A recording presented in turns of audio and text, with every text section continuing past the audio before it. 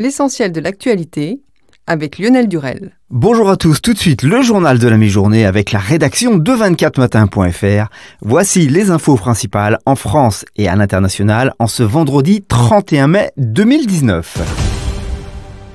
Les policiers doivent être sanctionnés lorsqu'ils utilisent la violence de manière illégitime, a souligné vendredi la porte-parole du gouvernement, Sibeth Ndiaye, alors que le procureur de Paris a annoncé la veille que certains mis en cause pour des violences lors de manifestations de Gilets jaunes seront jugés. Quant à ceux qui évoquent un deux poids, deux mesures dans le traitement par la justice des dossiers, Ndiaye a noté que si les procédures judiciaires sont plus rapides pour les manifestants, auteurs d'exactions, c'est qu'ils sont généralement arrêtés en flagrant délit quand les violences utilisées de manière illégitime par les forces de l'ordre requièrent souvent des enquêtes plus complètes et plus longues.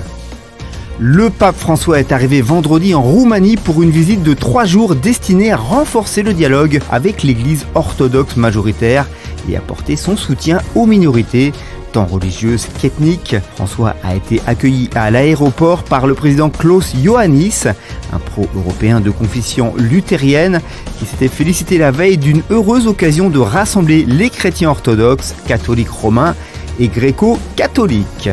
Attentat à Lyon, le suspect Mohamed Hichem va être présenté à un juge antiterroriste en vue d'une mise en examen pour tentative d'assassinat terroriste, a annoncé vendredi le procureur de Paris dans un communiqué.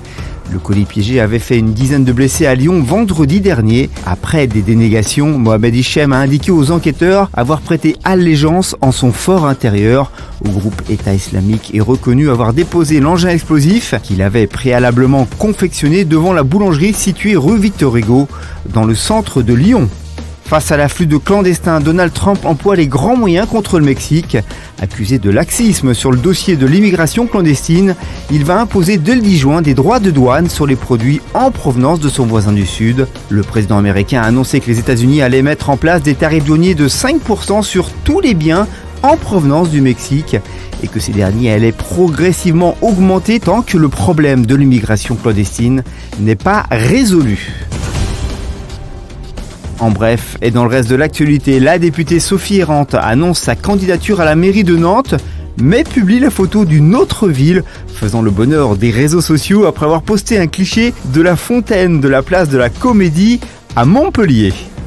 Le ministre de l'Éducation, Jean-Michel Blanquer, a assuré aujourd'hui que le bac se déroulerait de façon normale, malgré l'appel de plusieurs syndicats à une grève de la surveillance le premier jour des épreuves pour protester contre ces réformes. En sport, alors que Jean-Michel Aulas espère voir le PSG passer à l'action pour recruter Tanguy Ndombele, le club de la capitale aurait bouclé l'arrivée de Christophe Boudot, le médecin de l'OL. Actuellement, le club est bien décidé à renforcer son entrejeu. Le Paris Saint-Germain multiplie les rendez-vous avec l'entourage de Tanguy Ndombele. À Roland-Garros, place au 3e tour ce vendredi avec au menu notamment Rafael Nadal, Roger Federer et les Français Benoît Paire, Nicolas Mahut et Corentin Moutet. Quant à Lecapouille, il est en très mauvaise posture face à Martin Klizan.